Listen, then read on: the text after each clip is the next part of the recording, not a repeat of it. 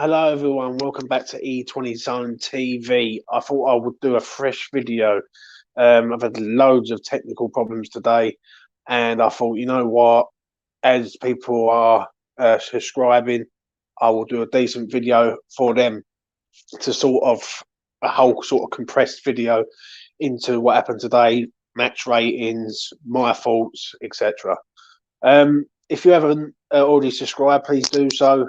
It really helps me out greatly. And yeah, we got the job done today in the end, yet again.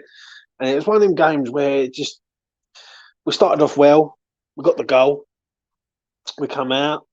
Benny Johnson comes back with another little banger from him, and he's getting better and better. He really is. And do you know what? He deserves it. He really does. He's been absolutely phenomenal. He's been a youth prospect. He's been an academy graduate, and yeah, he's done really, really well. I've got to say that. And obviously, he gets the goal, cuts inside, buries it with his left foot into the bottom corner, and we got off to a great start against Villa today. We really did. I was absolutely over the moon how we played. I was I was thoroughly impressed how we come out. Yet again, we come out fast, like we did at Everton. And we got the goal early. The only worry I had, and this is a worry that I have personally, is that we come out, we scored, and then we just sat there and let Villa come on to us. Like it was like we was coasting, so to speak. And obviously Villa get the goal for a mistake down the left-hand side. Fornals gets sort of too tight to Buendia. Benrahma turns him, gets into the box, cuts it back, and there's Ollie Watkins to make it 1-1.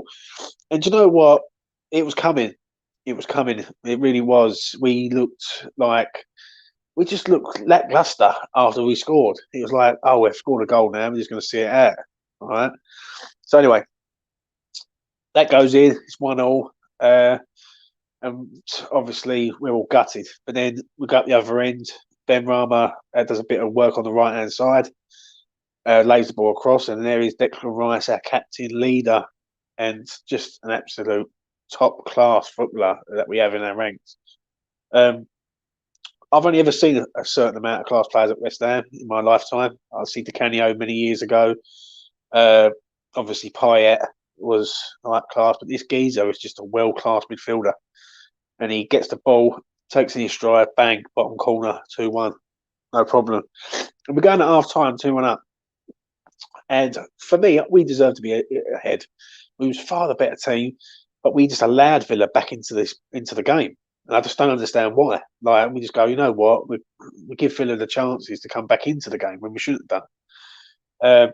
We should have been sort of relentless. We should have scored the goal and then just been all over Villa, got another one, and then shut the game down. But it made it hard. Anyway, half time comes, 2-1. We go in. I'm expecting a response from Villa in the second half. I really am. I'm expecting Villa to come out and really give it a good go. Like in the second half, they come out, and then they have that incident with Courtney Halls and Pablo Fornals, and obviously Constance gets sent off for the Bowen incident in all the same incident, basically. First of all, how is Courtney Halls still on the pitch? He's literally elbowed him in the face. Right. The only thing I can think of is he's got the ball and his leading arm's dead into Fornals' face. But he should have been at least booked at the very least. Right. He should have been sent off, if I'm being honest. Then obviously Konsa gets sent off for being last man. And then so I'm thinking to myself, right, we're down to 10 men. We're up against Villa. We're 2-1 up. This is going to be great now. Right, the rest of the game is going to be absolutely great.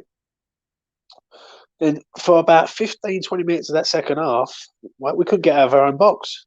Like it was literally Villa was camping us into our own half. And then Lucas Fabianski, I'm not sure what minute it was. I think it was the 70th minute, 68th minute, pulls out a world-class save.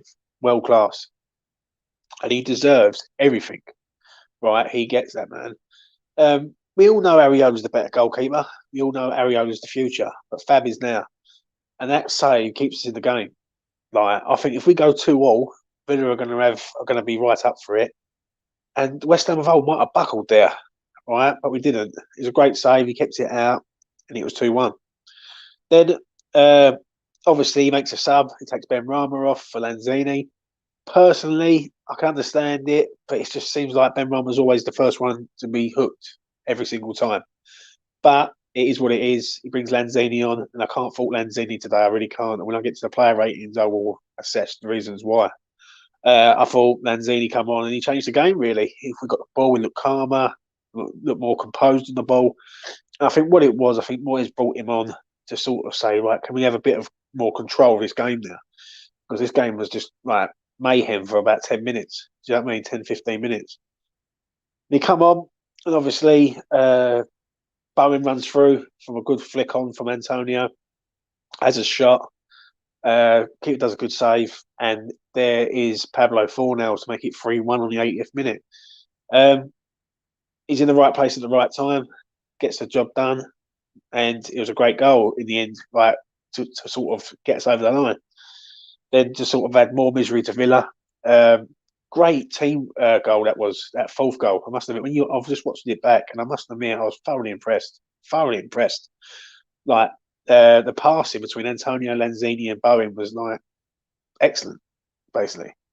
So yeah, for me, ball comes in. Antonio does a good work, turns, runs with the ball, plays it to Lanzini. Lanzini lays it into Bowen with a tap in to make it 4-1. And it was game over at 3-1, but at 4-1, it's icing on the cake. And Bowen gets his goal. So the final score was Aston Villa 1, West Ham 4. And I am going to get in the player ratings now, and I'm going to go through them like one by one and see if I've changed my mind from earlier on. I did do a couple of videos earlier on. They were poor quality. I was on a train. I done one where the music come on, and it was just a nightmare, absolute nightmare. So I'm going to do this one here now as like an afterthought stroke player ratings. And if anyone's in the chat, feel free, drop your comments in, and I will give it a shout out. First, I'm going to start with this man in goal, Lucas Fabianski. He gets a 9 for me. That save keeps us in the game, if I'm honest. Honestly, like, it's a world-class save. Like, the goal is not his fault. It really ain't. Anyone who says it is his fault is mad.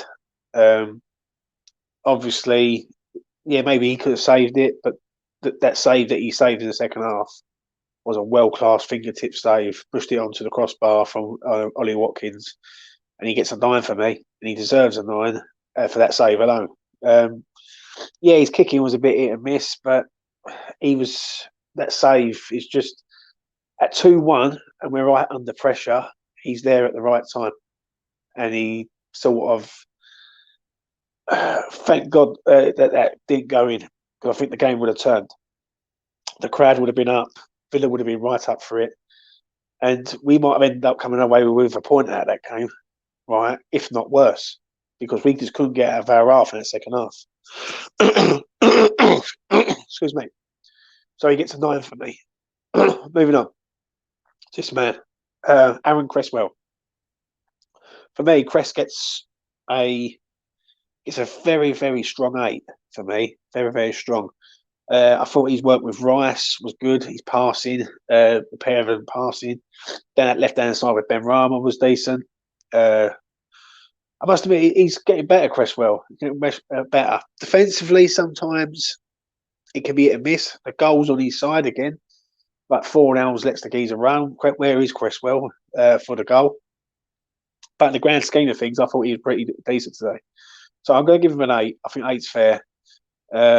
We should have kept a clean sheet, in my opinion, but we didn't. But it is what it is. He gets an 8. Zuma. Now, this geezer's phenomenal, mate.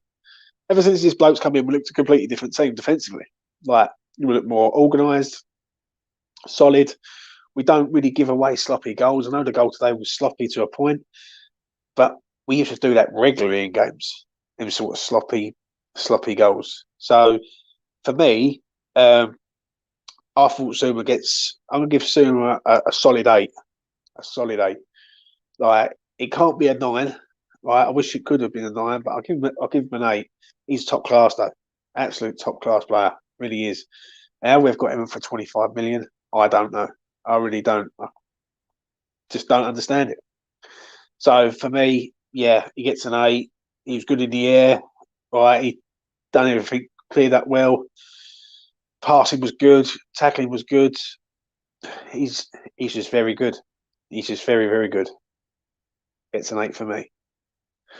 This man, on the other hand, pains me to say it, but I'm going to give him a 7. And the reason why I'm going to give him a 7, because that pack pass to Fabianski, I think it was in the, I think it was in the second half. No, it was in the first half. Sorry, it was absolutely criminal.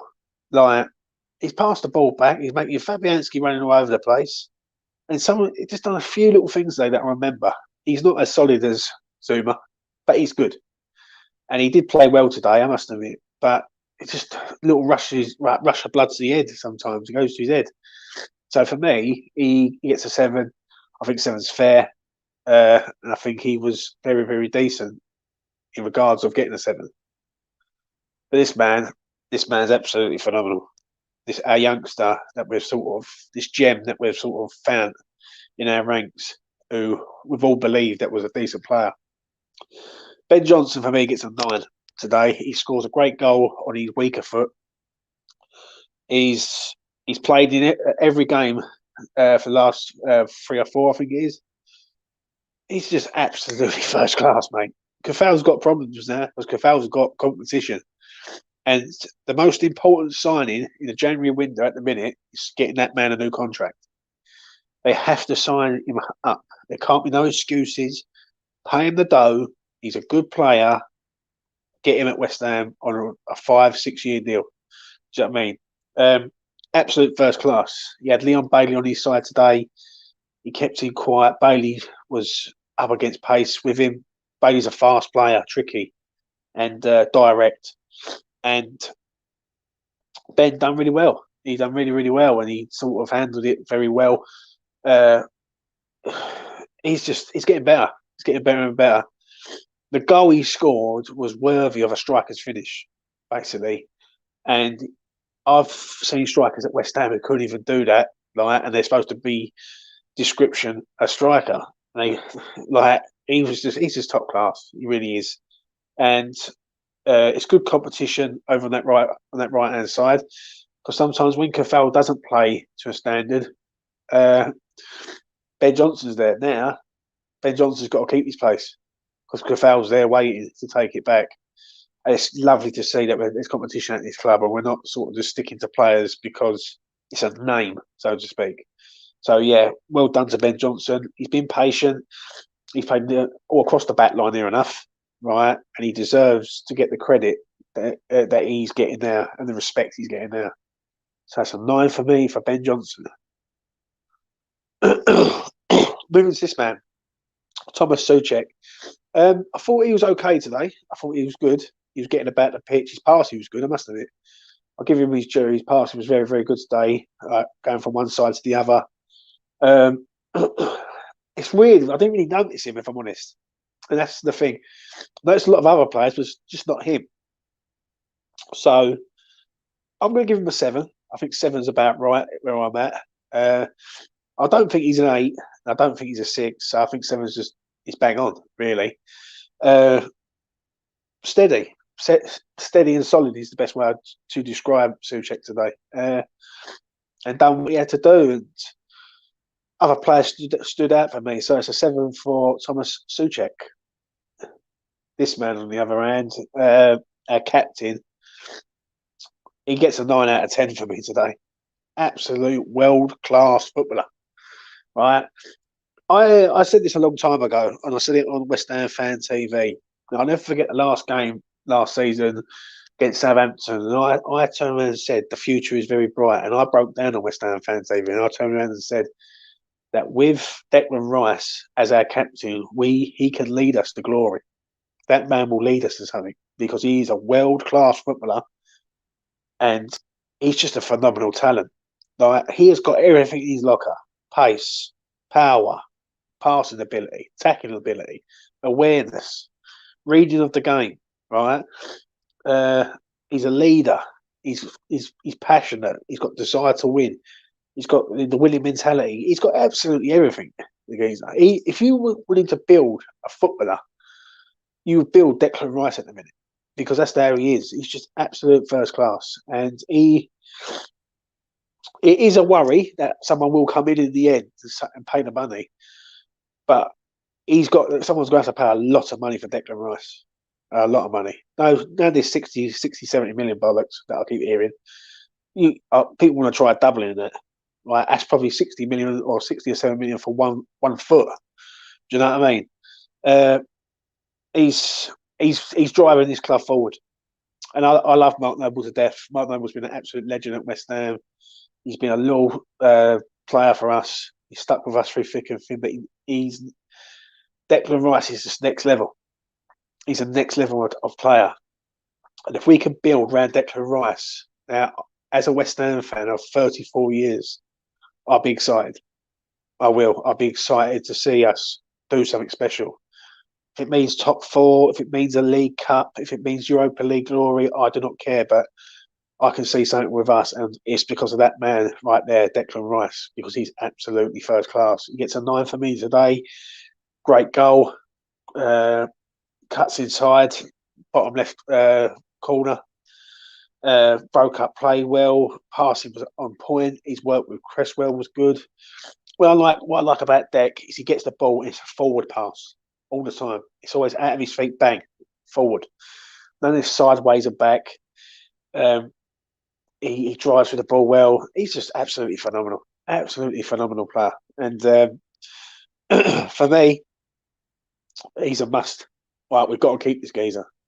Right, and if I hope that we can win something with him, because if West Ham can go to the next level, he can help us get to the next level, and he will attract players to this club to play at West Ham United because they will look at it and go, Declan Rice is there. I want to go and play for West Ham, and that to every West Ham fan that is just pure gold. So yeah, Deck gets a 9. He's my man of the match today. Absolutely first class for me. This man, Pablo Fornals. Right, let's start off with a negative. The man defensively couldn't defend earlier. He's what's he doing now? Wendia so tight to him. So Wendia turns him, lands him on a goal. His passing was okay.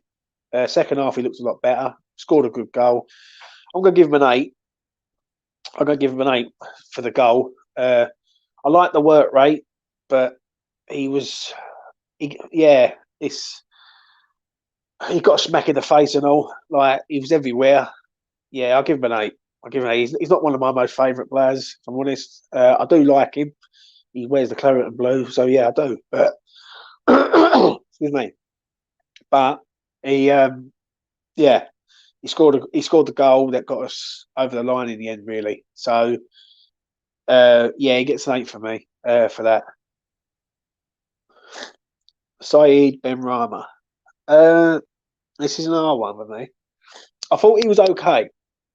I've seen different people saying that they thought he played poor. I don't believe so. This is what I believe. I believe that Moyes was seeing it in the second half and seeing basically that we was getting overrun. Right, we was getting people. Villa were on top of us, and we needed someone in the middle to pick the ball up and be calm with it and get the ball out right for a counter attack because Villa were just on top of us basically in that second half. Once they went down to 10 men, they turned into a phenomenal team, Villa, all of a sudden. He played for 65 minutes. I thought first half he was good. I thought he worked. His work rate was there. He was chasing the ball down. He was pressing. He was doing a lot of the ugly stuff that other people seem to get credit for, but he don't. I'm going to give him. I'll give Benny a 7. I think a 7 is about right. I think 6 is too low.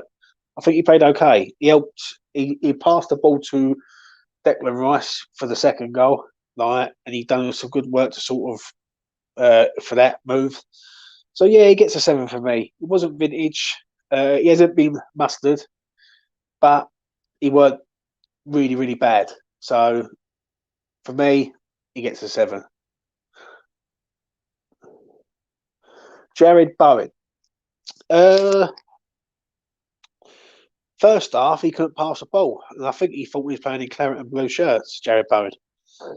Second half, he was a lot better, a hell of a lot better. And for me, I think he needs to start being a bit more selfish in front of goal. He had a great chance in the 70th minute, which went wide. He did get the goal in the end, but he had some good chances today, Bowen. Even in the first half, he cut inside, and that shot that he had, that Matty Cash, I think it was, that cleared it off the line. That's going in for me. But his pass was a bit hit and miss in the first half. Second half, he was a lot better. Obviously, he assisted the goal to a point for Fornals. He had a great shot. Keeper saved it, and Fornals tapped it in. I'll give Bowen. I'll give Bowen an 8. Right, it's just an 8 though for me. He's just getting over the eight mark, basically for the goal. I thought he was okay though. Well, obviously, man got sent off because of his move. I just wish he when he runs in. I just want him to just be a bit more give me the ball. I want to score, sort of thing. And he got it earlier on, and he done all the hard work. And he passes the balls to someone else to score. And I think, Jared, just have a shot, bruv. What are you trying to do? Why are you punching the bat for? So yeah, I'll give him an 8. I think 8's about right. Mikel Antonio. Yeah, again, this is a tricky one. What did he actually do in the game, Antonio, to affect the game? Done a great header for Bowen to run on to for Fornals. Good move for Lanzini towards the end of the game. Now, if you take them 2 goals away, what he done, the first sort of 60 minutes, he was there, right? His hold up playing the first half was a bit not very good. Not very good. So for me, I'll give Antonio a 7 today. Right, I think you got to give him some credit for the 2 goals that went in towards the end. He was there. Great move for the 4th goal, I must admit. His awareness of pass, but it just wasn't his day today, which is a shame. So he gets a 7 for me, which I think is about right. And I think it's about fair, really, a 7. Do you know what I mean? He needs a goal, though. I want him to sort of keep having that hunger to score, and long may it continue. But yeah, he gets a 7 for me today. Moving on to this man. If I can find him. Where are we? Here he is. Manuel Lanzini. He gets an 8 today. He's rolling back the years, this boy. Absolute rolling back the years, Manuel Lanzini. He come on, and I couldn't understand what Moyes was doing. I thought, why are you taking Benrahma off for? And as a Benrahma fan, I think, you know what? I like Benrahma, right? He hasn't done a lot wrong. But Lanzini come on and he ran the show for me. He got the ball down, he passed the ball. His awareness of play was brilliant. As I say, the 4th goal, he thought, nope, I ain't going to have a shot. I'm going to allow it into Bowen to bury it. And people called for Lanzini to leave in the summer. They said, you know what? He needs to go. He's not the Lanzini of old. But I'll tell you something now. Got to give him some credit. He's been playing well in Europe. He comes off the bench and does a job. He's a good player, Lanzini. Very, very good. And he gets an 8 for me for the impact for me. So, yeah, he comes on. We score 2 goals. He makes 1. Yeah, he gets an 8. He's only on the pitch, 25 minutes, 26, 27 minutes. So it's an 8 for me. I thought Lanzini was brilliant, absolute brilliant. I'm not going to rate Cresswell or Vlasic. Really, no point. They're only on for about 4 minutes. Done not a lot. So I'll move on to this man, the ref. Right. I think. Right. Let me start this off with the game itself. I thought he reffed the game well to a point. Right, the game was flowing, and he was allowing that to go. So his refereeing ability on that was good. When there was a foul, he applied for a foul. There was no stupid decisions that he done to a point. Now I'm going to get to that incident with Courtney Halls and was it Consa? Now, for me, Courtney Hall shouldn't even be on the pitch, right? But I don't blame the ref there. I blame VAR. Now, VAR's there, seems to get smack in the face. There's no, like, what do you reckon of that decision? There's nothing. I think the Courtney Hall's one's right. I think he's gone over there and look at it. He's running through. They've seen it. He's gone down. He's the last man. He's obviously had a word in his ear, but he thought it was a yellow card in the first place. The difference is when they've gone over and he's called it back, he's obviously seen it and he's had a word in his ear saying, "Is it? We think it's last man. Can you confirm it?" And he has. But the Courtney Halls one is a bit of a howler for me. That's the one that I couldn't understand. Both of them centre half should have been sent off, right? And I feel that they had to send one of them off, but they just didn't know which one to send off. Do you know what I mean? So was the ref bad? Really? I thought he booked people at the right times. There was he let the game run as far as he could, and it was sort of well controlled up to that point. But I look at VAR for there, and I thought VAR got that massively wrong. Like he should have shown them both incidents. He just showed them one, which is not right in my opinion. Ref gets a 6 for me. I think 6 is about right. I think you've done all right, but like he's booked people at the right times, as I say. But I think it's more VAR than it is the ref, if I'm honest. Moving on to this man, the governor, the boss, the man who's leading us into a new era at West Ham, Mr. David Moyes and his backroom staff. I heard his interview after the game, and I totally agree with what he said. He turned around and said he wasn't happy with the performance, but we got the job done, and I totally agree with him. I thought the performance, especially when Villa went down to 10 men, right? There was 2 times in the game where we sort of just sat on our hands and go, you know what, this is comfortable, right? We can just muck about, and like because it's like we're 1-0 up or we're 2-1 up, and we think it's a doddle basically. Right. First of all, let's start off with the lineup. Now, the lineup he got bang on. Right, he had a choice between Kufal or Ben Johnson, and he went, no, Ben's done well. Ben plays. Ben scores the goal, so he gets points for that.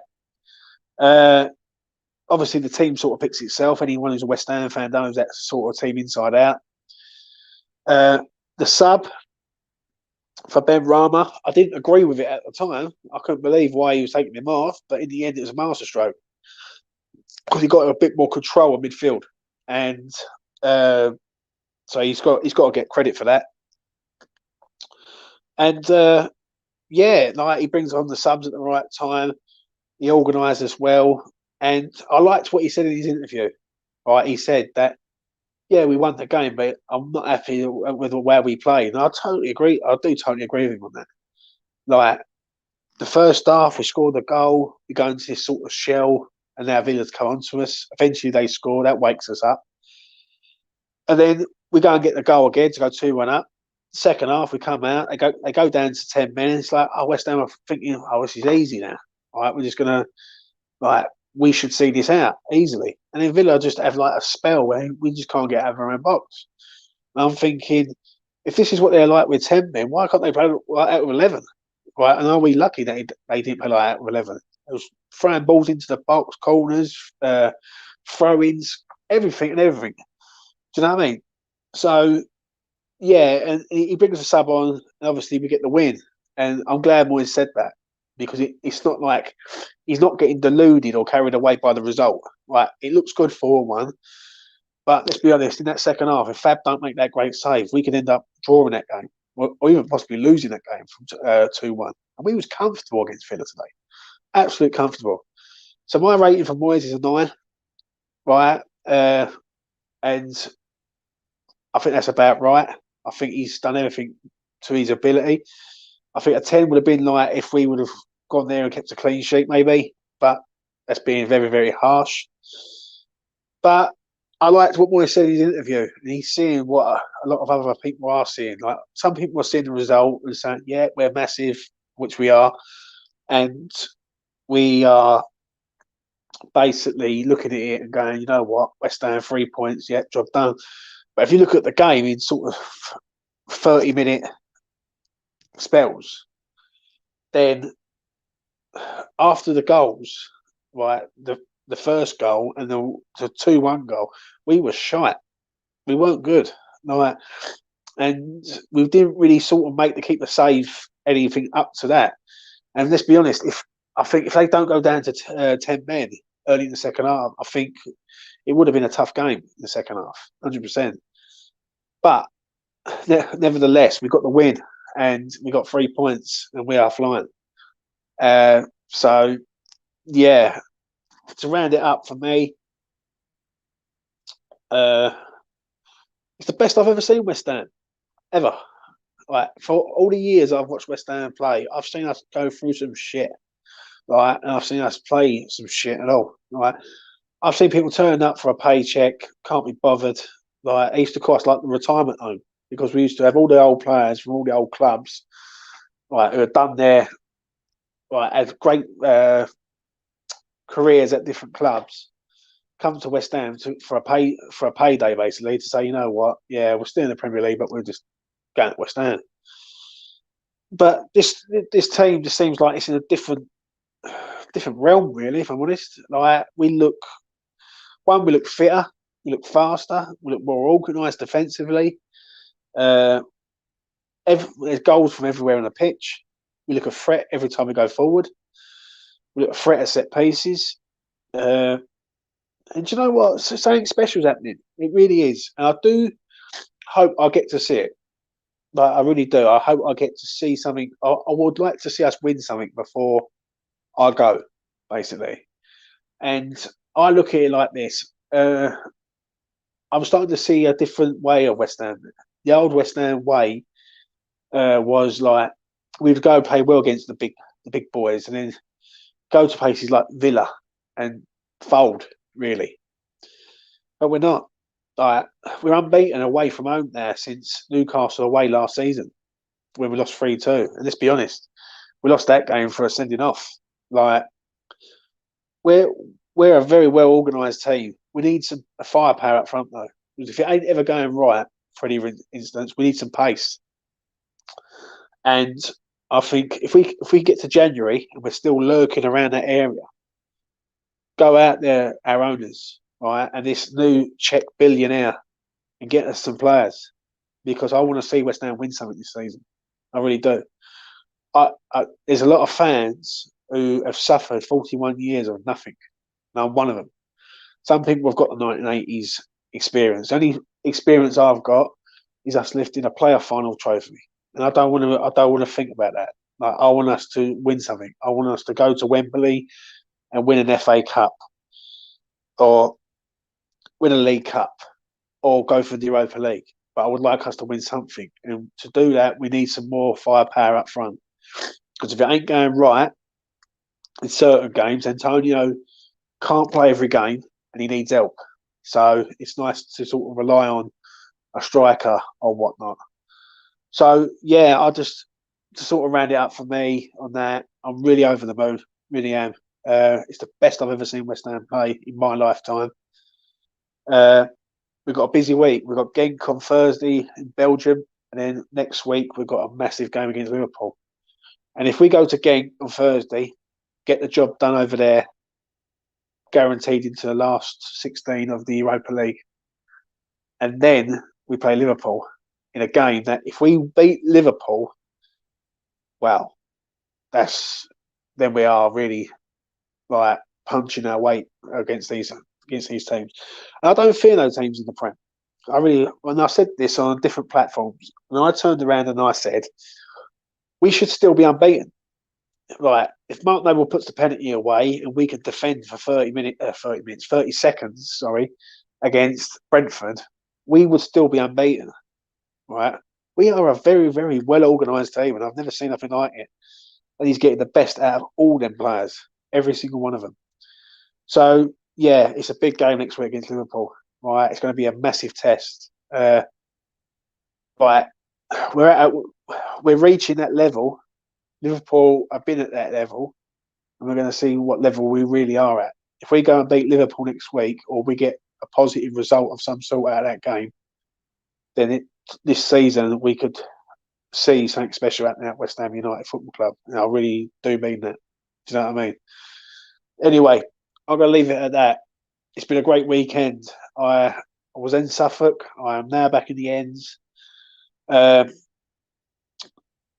had a really nice weekend, and to top it off, my train journey home was very enjoyable with a win against Aston Villa today. If you like what I do, and you like my videos, and you like what I say, or even if you don't like what I say, give me a like, give me a subscribe. It goes a long way. It helps me out. My numbers are growing, and I really do thank everyone who has subscribed recently. I'm just doing my own thing, speaking like a realistic West Ham fan. I've had 34 years of having nothing. Now I'm seeing everything, and it's quite unbelievable for me personally. So, yeah, I'm just going to enjoy the ride and see where it takes us. But yeah, thanks for watching. Take care, and good night from me. Bye for now.